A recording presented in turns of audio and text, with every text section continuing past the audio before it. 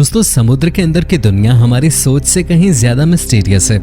Advance technology होने के बावजूद आज भी हम समुद्र के मात्र 5% हिस्से को ही एक्सप्लोर कर सके हैं और बाकी बचे 95% हिस्से के बारे में हमें कोई जानकारी नहीं है कि वहाँ और कौन कौन से राज दफन होंगे। खैर, 95% अनएक्सप्लोर्ड ओशन के मुकाबले 5% भले ही हमें बेहद कम लगे, लेकिन इस 5% हिस्से में ही इतनी सारी मिस्टीरियस चीजें मिली हैं जिनके बारे में स्टडी करने में पूरी जिंदगी बीत जाएगी। आज के इस वीडियो में हम आपको ऐसे ही 9 मिस्टीरियस आर्कियोलॉजिकल डिस्कवरीज के बारे में बताएंगे जिनके बारे में जानने के बाद आप भी हैरान रह जाएंगे और सोचने को मजबूर हो जाएंगे कि आखिर ये सब चीजें समुद्र में कैसे चली गईं। नंबर 9, अटलेट याम। अटलेट याम समुद्र के अंदर मिली एक ऐसी चीज है जिसके बारे में किसी ने कल्पना नहीं की थी। अटलेट याम एक गांव है जिसे इजराइल में 1984 में यहूद गलीली द्वारा खोजा गया था। लगभग 10 एकड़ क्षेत्र में फैला ये गांव समुद्र से अंदर 25 से 40 फीट की गहराई में मौजूद है। ये गांव लगभग 8300 से 8900 साल पुराना है। 1994 के बाद से आज तक इस गांव में आर्कियोलॉजिकल फाइंडिंग जारी है और अब तक कई ऐसी चीजें मिली हैं जिसकी मदद से एंशिएंट ह्यूमन सिविलाइजेशन को समझने में मदद मिली है।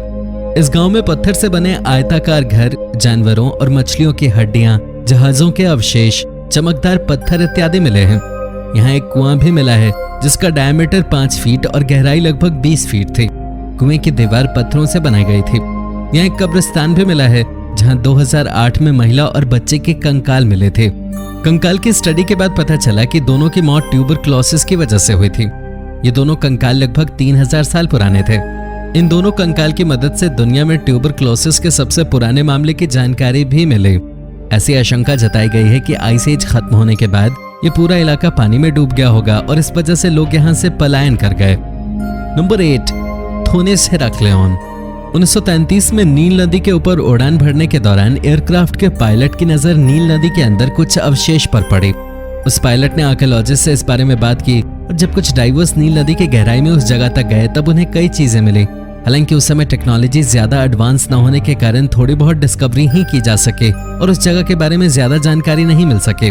1999 में अंडर वाटर आर्कियोलॉजिस्ट फ्रैंक गॉडियो अपनी टीम के साथ उस जगह पे दोबारा गए और उन्हें वहां पर जो चीजें मिली उन्हें देखकर उनकी आंखें खुली की खुली रह गईं। उन्होंने इजिप्ट के ऐतिहासिक शहर हेराक्लियन को ढूंढ निकाला था। हेराक्लियन 6th से 4th सेंचुरी बीसी के दौरान दुनिया का प्रमुख और समृद्ध शहर हुआ करता था। यह शहर इतना बड़ा है कि आज भी इस शहर का मात्र 5% हिस्सा ही एक्सप्लोर किया जा सका है। पानी के अंदर 30 फीट की गहराई में मौजूद इस शहर में कई ऐतिहासिक चीजें मिली हैं जिसमें गॉड सेरापिस और क्वीन आर्सेनोए II के स्टैच्यू, सोने और चांदी के खजाने, तांबे के सिक्के, ग्रीक टेम्पल और जहाज इत्यादि हैं। Number 7, testing under water DNA। Oceanographer Brendan Foley ने ग्रीस के कियोस आइलैंड के पास 2400 साल पुराने एक जहाज के अवशेष को ढूंढा। उन्होंने एक अंडर वाटर व्हीकल की मदद से इस जहाज के अवशेष की तलाशी ली। इस दौरान उन्हें कई चीजें दिखी पर वो उनमें से किसी भी चीज की पहचान नहीं कर सके। उन्होंने जेनेटिसिस्ट मारिया हैंसन से इस बारे में बात की। मारिया ने जहाज में मिले सामानों की पहचान के लिए DNA एनालिसिस का सुझाव दिया। फोली पॉट की तरह दिखने वाले उन सामानों को मारिया के पास ले आए और मारिया उन सामानों के DNA एनालिसिस में लग गईं। उन्हें इन सामानों से कई जेनेटिक मटेरियल्स प्राप्त हुए। DNA एनालिसिस के बाद ही इस बात की जानकारी मिली कि ये जहाज कम से कम 2400 सालों से समुद्र की गहराई में मौजूद है। DNA एनालिसिस से ये जानकारी भी मिली कि जहाज से जो सामान प्राप्त हुए हैं उनका उपयोग स्टोरेज जार के रूप में किया जाता था। कुछ जार से ओरेगानो और ऑलिव के DNA अवशेष भी प्राप्त हुए। Number 6, Swedish Atlantis. 2014 में स्वीडन के बाल्टिक सी में डाइवर्स ने स्टोन एज के समय के कुछ आर्टिफैक्ट्स को ढूंढा था। ये सभी आर्टिफैक्ट्स समुद्र की गहराई में लगभग 11000 सालों से मौजूद हैं। इस डिस्कवरी में पत्थर और लकड़ी से बने औजार, हड्डी से बने औजार, हार्पून, सींग और पालतू जानवरों की हड्डियां मिली हैं। ये डिस्कवरी प्रोफेसर ब्योर्न निल्सन और उनकी टीम के द्वारा की गई थी। ये सभी आर्टिफैक्ट समुद्र के 16 मीटर की गहराई में मौजूद थे। इस जगह से विलुप्त हो चुकी ओरोक्स नस्ल के गाय की हड्डियां भी मिली हैं। ओरोक्स गाय इस दुनिया में 16वीं सदी में ही विलुप्त हो चुकी है। इस डिस्कवरी से स्टोन एज और एंशिएंट हिस्ट्री को समझने में मदद मिलती है। नंबर 5, बीच डैंग रिवर।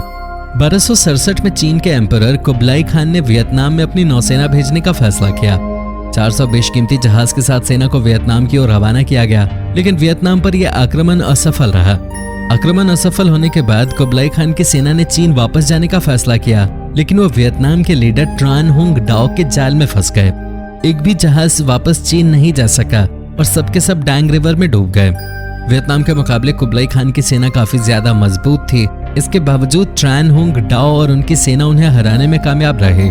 हालांकि उन 400 जहाजों में से एक का भी अवशेष अब तक नहीं मिला है, लेकिन उस युद्ध में वियतनाम की तरफ से उपयोग किए गए लकड़ी के भालेनुमा विशाल हथियार जरूर मिले हैं। इतिहासकारों के अनुसार इन्हीं हथियारों की मदद से जहाजों को डुबोया गया था। इन हथियारों के मिलने के बाद उम्मीद जताई जा रही है कि अगले कुछ सालों में जहाज के अवशेष भी मिल सकते हैं। Number 4, USS Lexington. USS Lexington एक एयरक्राफ्ट कैरियर था जिसका निर्माण यूनाइटेड स्टेट्स नेवी द्वारा किया गया था। वर्ल्ड वॉर 2 के दौरान 1942 में 4 से 8 मई तक चले कोरल सी युद्ध में जापान की नेवी से लड़ते हुए यूएसएस लेक्सिंगटन पूरी तरह डिस्ट्रॉय हो गया था। इस युद्ध में 216 नाविक मारे गए, जबकि जहाज के डूबने से पहले 2000 लोगों को बचा लिया गया। इस जहाज को दुश्मनों के हाथों में जाने से बचाने के लिए अमेरिका ने खुद ही डिस्ट्रॉयर की मदद से इस जहाज को डुबा दिया। 76 साल तक समुद्र के गहराई में रहने के बाद 4 मार्च 2018 को पॉल एलन और उनकी टीम ने इस जहाज को ढूंढ निकाला। ये जहाज कोरल सी में 9800 फीट की गहराई में मौजूद है। इस जहाज पर तैनात 11 एयरक्राफ्ट भी समुद्र की गहराई में ही मौजूद हैं। जहाज के पार्ट्स और उस पर मौजूद चीजें पूरी तरह संरक्षित हैं। नंबर 3, थंडर बे। अमेरिका के लेक ह्यूरन के नॉर्दर्न पार्ट में स्थित थंडर बे को जहाजों का कब्रगाह भी कहा जाता है। इसकी वजह यह है कि थंडर बे की गहराई में लगभग 100 जहाजों के अवशेष मौजूद हैं। इनमें से कुछ जहाज हादसों का शिकार होकर लेक की गहराई में चले गए हैं, तो वहीं कई जहाज ऐसे भी हैं जिन्हें जानबूझकर लेक की गहराई में छोड़ दिया गया है। थंडर बे को सरकार का संरक्षण प्राप्त है और इसे नेशनल मरीन सैंक्चुरी का दर्जा मिला हुआ है। थंडर बे में जहाज के सबसे प्राचीन अवशेषों में जॉन जे ऑडबर्न और डिफायंस के अवशेष हैं। 1854 में आधी रात में ये दोनों जहाज आपस में टकरा गए थे। टक्कर के कुछ मिनट बाद ही दोनों जहाज डूब गए। थैंकफुली दोनों जहाज के सभी क्रू मेंबर्स लाइफ बोट्स की मदद से जान बचाने में सफल रहे और आज भी इन जहाजों के अवशेष थंडर बे में मौजूद हैं, जिन्हें आप डाइविंग करके देख सकते हैं। Number 2, lake Titicaca. दक्षिण अमेरिकी देश पेरू और बोलिविया के बॉर्डर के बीच स्थित लेक टिटिकाका की गहराई में मरीन आर्कियोलॉजिस्ट ने कई बेशकीमती प्राचीन चीजों को ढूंढा है। आर्कियोलॉजिस्ट के अनुसार lake Titicaca ancient ceremonial site था। यहाँ पर लोग धार्मिक समारोहों का आयोजन करते थे और फिर जानवरों की बलि चढ़ा उसे लेक टिटिकाका में फेंक देते थे। जानवरों की बलि के अलावा वो लोग कई बेशकीमती चीजें भी अपने भगवान को चढ़ावे के रूप में इस पानी में डालते थे। इन सभी चीजों को मरीन आर्कियोलॉजिस्ट ने ढूंढ निकाला है। लेक की गहराई में ढूंढी गई चीजों में जानवरों की हड्डियां, कीमती पत्थर, सोने के जेवर, पत्थरों से बनी मूर्ति और कीमती धातुओं से बने बर्तन वगैरह भी शामिल हैं।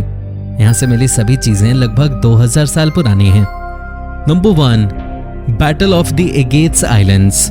2013 में सिसिली के पास एक आइलैंड के पास मरीन आर्कियोलॉजिस्ट ने समुद्र की गहराई में नौसैनिक युद्ध से रिलेटेड चीजों को ढूंढा। इन चीजों में युद्ध से जुड़े कई सामान थे।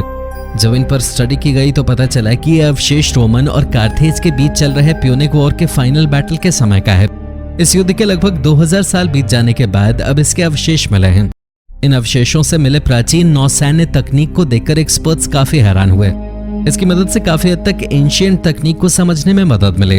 हालांकि आर्कियोलॉजिस्ट को इस युद्ध से रिलेटेड काफी कम चीजें मिली हैं और आज भी इस युद्ध में डूबे हुए ज्यादातर शिप्स समुद्र की गहराई में ही छुपे हुए हैं, जिनकी तलाश में आर्कियोलॉजिस्ट लगे हुए हैं। समुद्र के अंदर मिली इन चीजों में से आपको सबसे ज्यादा क्या अच्छा लगा, कमेंट में हमें जरूर बताएं।